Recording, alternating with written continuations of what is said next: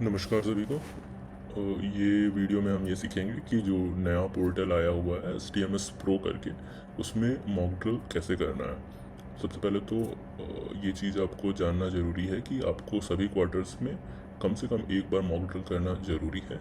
Mock drill करने के बाद आपको उसे अपने SDMS प्रो पोर्टल में अपडेट भी करना है।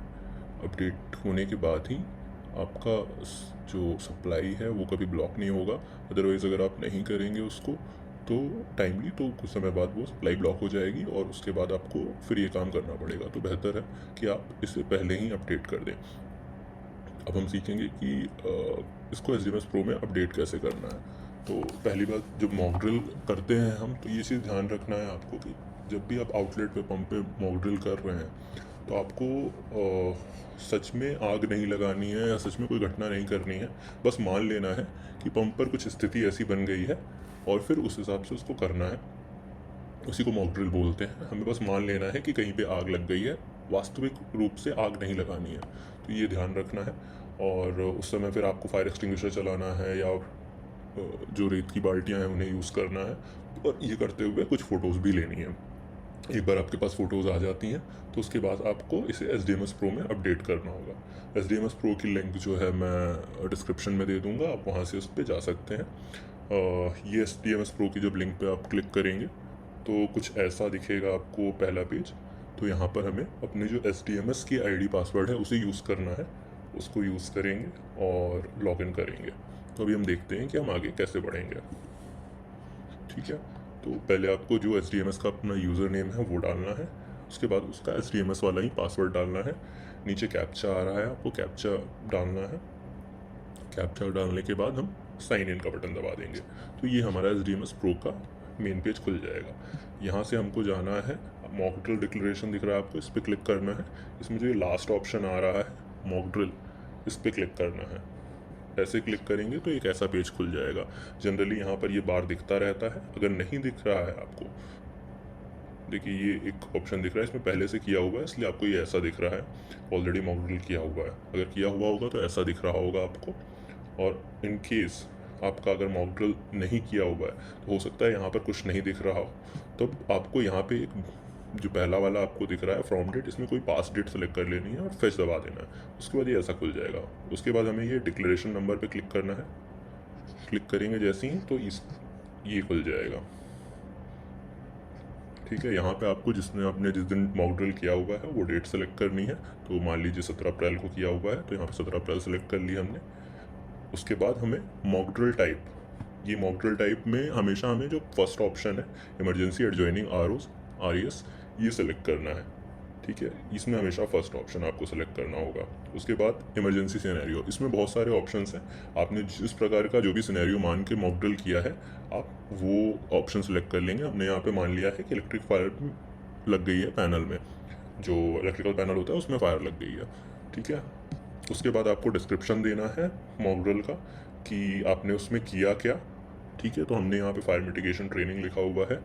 ठीक है, उसके बाद डिटेल्स देना है कि ड्रिल इनिशिएशन इमरजेंसी क्या थी, क्या इमरजेंसी रही है।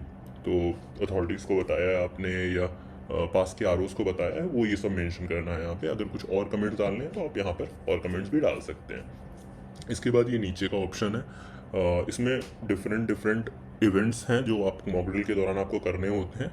उसमें आपको पूछा हुआ है कि आपने कितने टाइम पे किया है ये।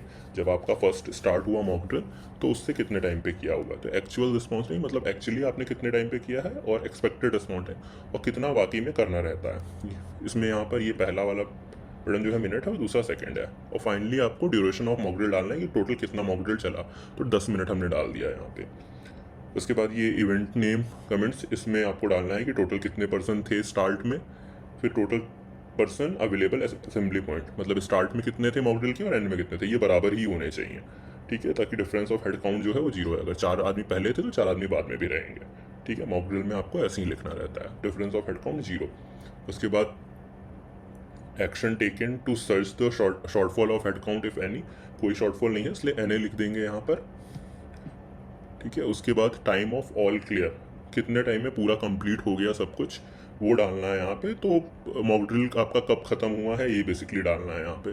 तो आप कुछ भी डाल सकते हैं इसमें। मान लीजिए आपने 5 बजे आपका मॉक ड्रिल खत्म हो गया तो 5 बजे डाल देंगे, 10 बजे खत्म हुआ तो 10 बजे डाल देंगे। ये घंटा, फिर मिनट और फिर सेकंड।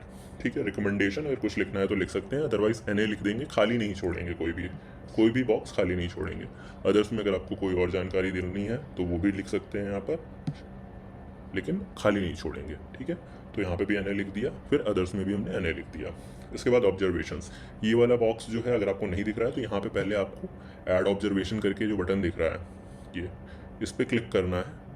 ठीक है, इस पर क्लिक करेंगे आप तो ऐसा एक बॉक्स खुल जाएगा। अब उसमें आपको डाल देना है नेम ऑफ ऑब्जर्वर, जैसे जो डीलर है अगर वो है तो उस डीलर अपना नाम लिख देगा, डेजिग्नेशन लिख देगा डीलर, फिर एरिया ऑफ ऑब्जर्वेशन उसने कहाँ पर देखा, जैसे पैनल के पास लगी तो पैनल के पास देखा, ऑब्जर्वेशन टेक्स्ट क्या किया उसने तो एसओपी फॉलो किया, तो ये डिटेल्स डाल देनी है।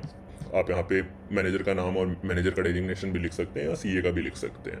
ठीक है, इसको लेकिन करके ऐड ऑब्जर्वेशन करके इसको ऐड करना ज़रूरी है, एक कम से कम आपको ऐड करना ज़रूरी है पूरे में ऑब्जर्वेशन में।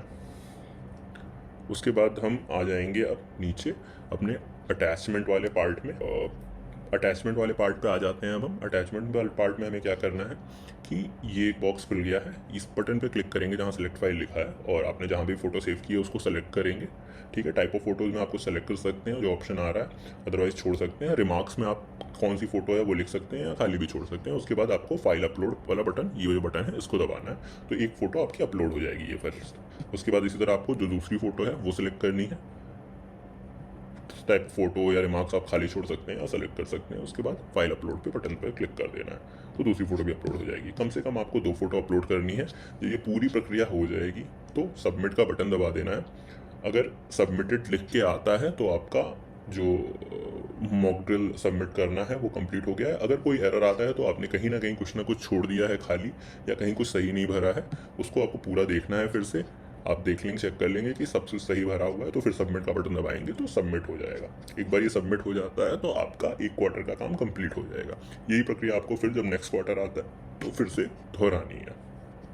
तो ये पूरी प्रक्रिया हो गई मॉक ड्रिल कैसे आप अपलोड करें HTML Pro में उसकी। ठीक है, धन्यवाद।